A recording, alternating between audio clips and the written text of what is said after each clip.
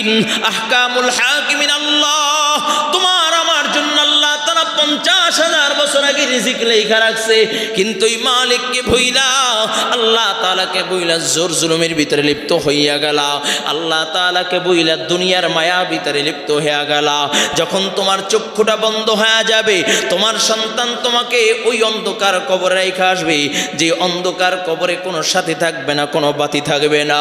ও কলেজার যুবক, একটাবার চিন্তা করো, একদিন তোমার হায়াত যখন শেষ হয়ে যাবে, তোমার সন্তান, তোমার স্ত্রী তোমাকে 1-2 দিন কাইদা ভুলিয়া যাবে।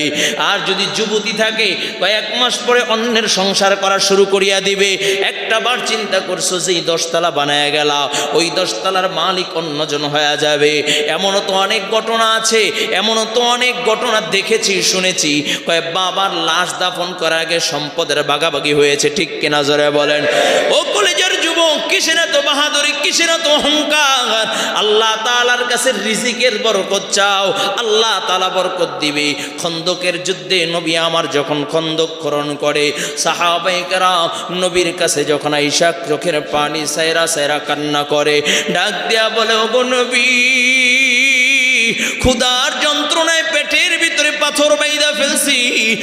যখন জামাটা জাগাইয়া নবীকে পাথর দেখায়, নবী আমার সাহাবায়ে কেরামদেরকে ডাক দিয়া বলে, সাহাবায়ে কেরাম, তোমরা ক্ষুধার তাড়নায়, ক্ষুধার যন্ত্রণায় বুকের ভিতরে, পেটের ভিতরে একটা পাথর বেঁধেছো, আমি মুহাম্মদুর রাসূলুল্লাহ সাল্লাল্লাহু আলাইহি ওয়াসাল্লাম ক্ষুধার যন্ত্রণায় 2টা পাথর বেঁধেছি।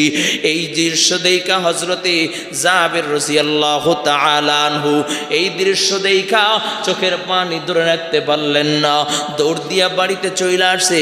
বিবি আমার নবী রহমাতাল লিল আলামিন, নবী বড় ক্ষুধার্ত, নবীর পেটের ভিতরে 2টা পাথর বাঁধা দেখেছি।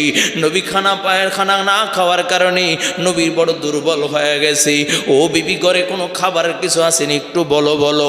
এমন সময় বিবি ডাক দিয়া বলে, প্রাণের স্বামী আমার, ছোট একটা বকরি আছে আর সামান্য কিছু আটা আছে, তুমি আল্লাহর নবীকে কানে কানে দাওয়াত দিয়েছো যেন রহমাতাল লিল আলামিন 2-1 সাথীদেরকে নিয়ে আইসা মেহমান নাজি গ্রহণ করে, আল্লাহর নবী সাল্লাল্লাহু আলাইহি ওয়াসাল্লামকে খাওয়াবে।